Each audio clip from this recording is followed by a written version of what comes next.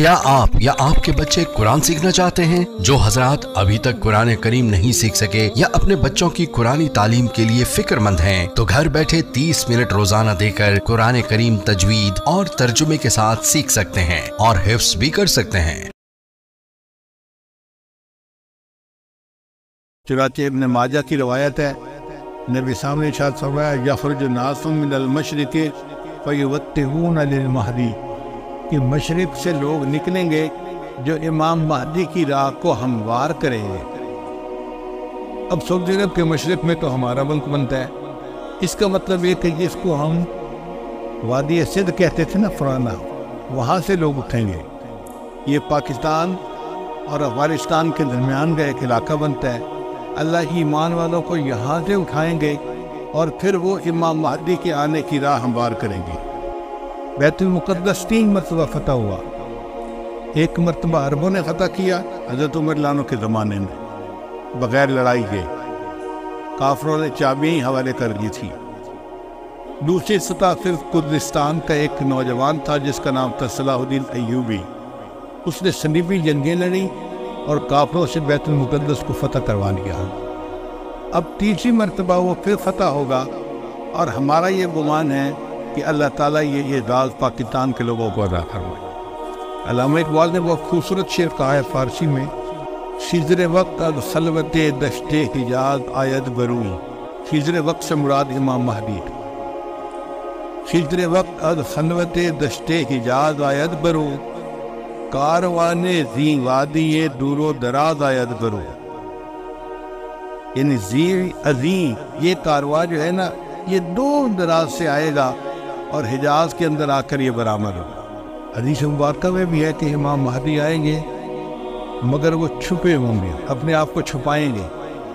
پہلے مدینہ طیبہ میں ہوں گے مگر وہ وہاں سے مکہ مکرمہ اس لیے آ جائیں گے کہ لوگ مجھے پہچاننا نہیں، چھپ رہے ہوں گے لوگوں سے کہ لوگ مجھے دیکھ نہ لیں، پہچان نہ لیں۔ لیکن جب مکہ مکرمہ میں وہ طواف کر رہے ہوں گے تو وہ حجر اسود کے قریب آئیں گے تو ایک غیب سے آواز آئے گی کہ لوگوں یہ مہدی ہیں تو ان کی بیعت کر لو، تو لوگ ان کے ساتھ بیعت کر لیں گے اور پھر ان کے ساتھ ایک لشکر شروع ہو جائے گا۔ یہ لشکر ایسا ہوگا کہ جس نے بالآخر بیت المقدس کو فتح کرنا۔ حدیث مبارکہ میں ہے کہ کالے جھنڈے یہ نیتر لوگ اٹھیں گے اور وہ اس کو جا کر بیت المقدس کے اندر گاڑیں گے، یعنی امام مہدی کے ہاتھ پہ اللہ تعالیٰ بیت المقدس کو فتح کروائیں گے۔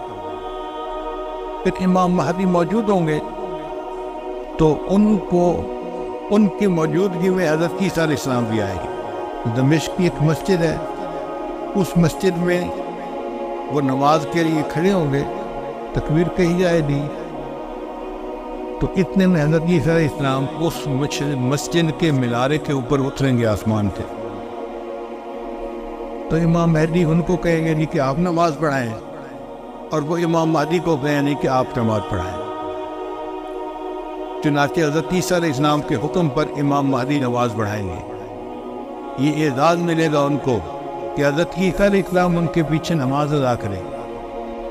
اب حضرت عیسیٰ علیہ السلام نبی علیہ السلام کی شریعت کے مطابق یہاں پر زندگی گزاریں گے۔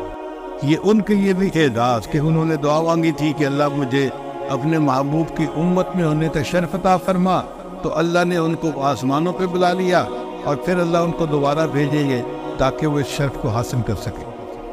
پھر حضرت عیسیٰ علیہ السلام بیت المقدس آئیں گے، اتنے میں دجال بھی آ جائے گا۔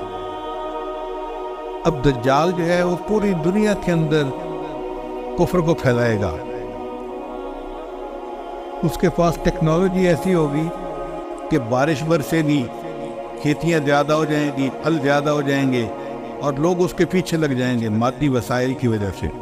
بلکہ حدیث پاک میں آتا ہے کہ اس کی پیروی کرنے والی عورتیں زیادہ ہوں گی، کیونکہ عورتوں میں مادیت پرستی زیادہ ہوتی ہے، چمک دمک ان کو زیادہ کھینچتی ہے، تو یہ دجال کے فتنے میں زیادہ گرفتار ہوں گی۔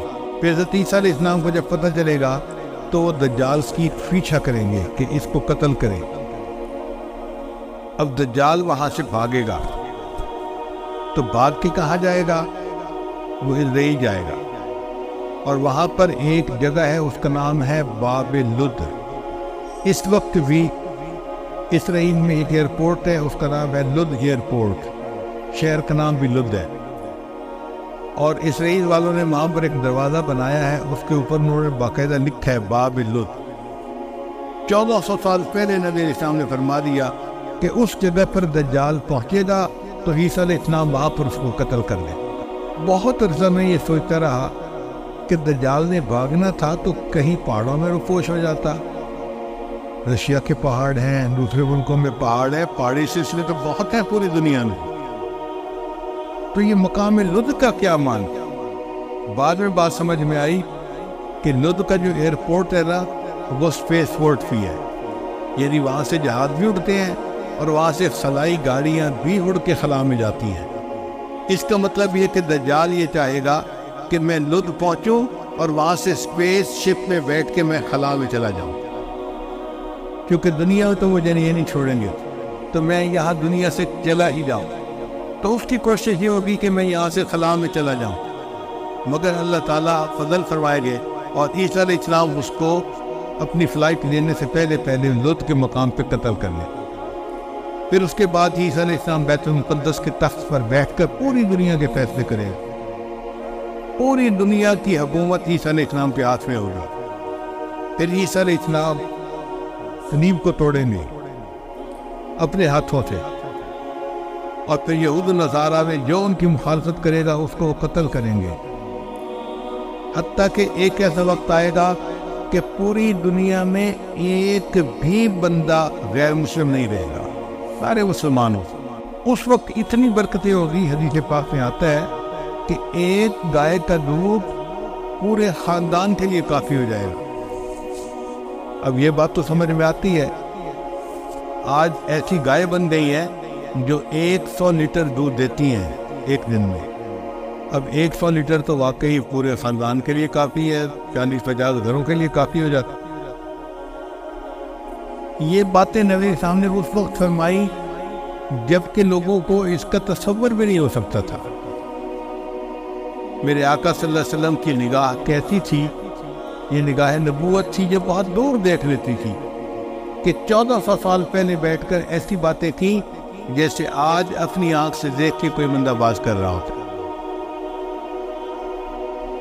پھر عیسیٰ علیہ السلام فوت ہو جائیں گے، اور اس کے بعد جو بگاڑ آئے گا نا وہ